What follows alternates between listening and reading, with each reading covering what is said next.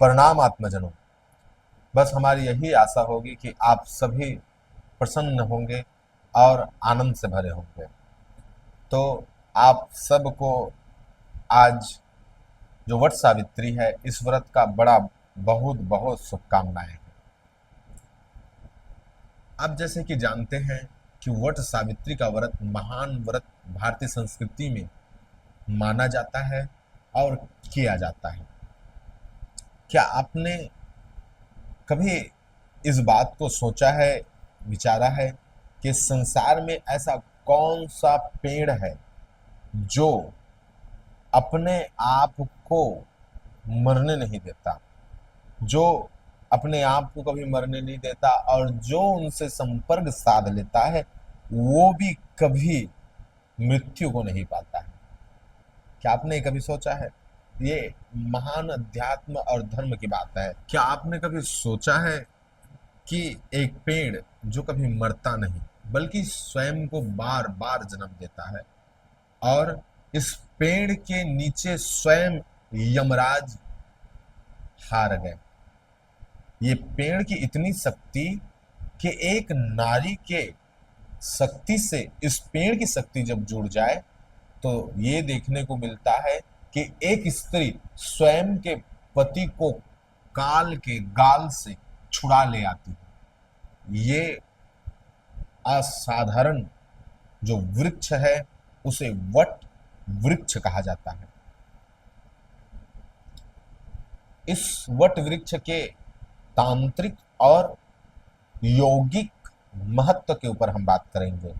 तांत्रिक परंपराओं में बरगद के पेड़ को मृत्यु पर नियंत्रण पाने का एक महासाधन और केंद्र कहा गया है, और साथ ही साथ योगियों ने इस पेड़ की इतनी महिमा गाई है कि इस पेड़ के नीचे अगर कोई योग साधन करे तो मूलाधार चक्र उनका बड़ा ही प्रभावित होता है, और वो बड़े ही सक्रिय होकर के योगी को इतना महान साधन और मार्ग प्रदान करता है कि योगी वो सहस्त्रार्थ यूं ही पहुंच जाता है।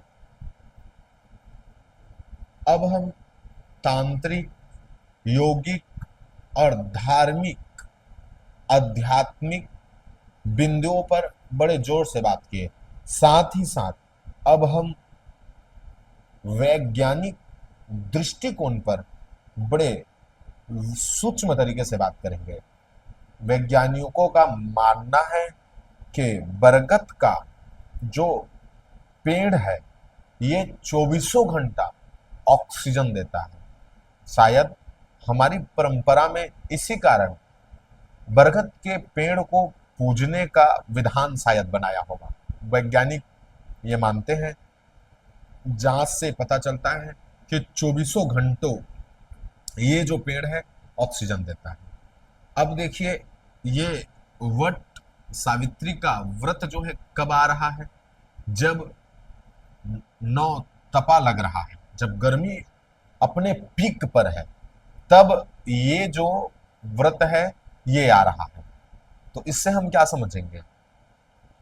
कि हम समझेंगे कि जो हमारा धार्मिक पथ है वो विज्ञान से बड़ा ही मिलता जुलता और कंधे पे कंधे, ये कह सकते हैं, मिलाता चल रहा है।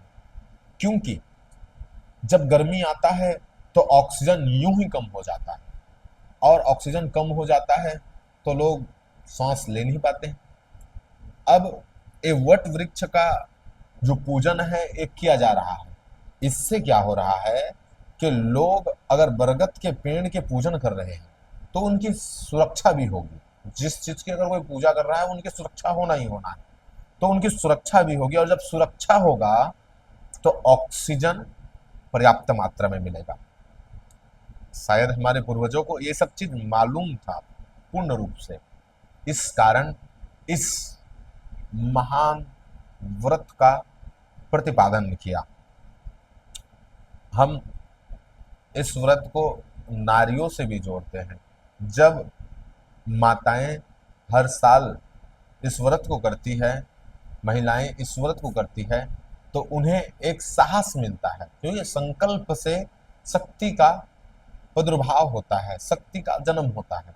तो हर एक महिलाएं जब इस व्रत को करती है तो संकल्प की शक्ति कि आज भोजन जब तक नहीं करेंगे जब तक ये व्रत पूरा ना हो। और ये अमावस्या के दिन ये व्रत किया जाता है। तो अमावस्या का एक धार्मिक एक मानना है कि अगर अमावस्या और पूर्णिमा के दिन कुछ चीज किए जाए तो वो धीरे धीरे बहुत अत्यधिक मात्रा में बढ़ने लग जाता है। शायद इसलिए इस व्रत को नारी शक्ति के उत्थान के लिए इस व्रत का निर्माण प्रतिपादन किया होगा, और ये जो व्रत है सुचारू रूप से चला जा रहा है। आओ आप सभी देशवासियों को इस महान व्रत की बहुत बहुत शुभकामनाएं, और सर्व आत्मजनों को हमारी ओर से कोटि कोटि प्रणाम।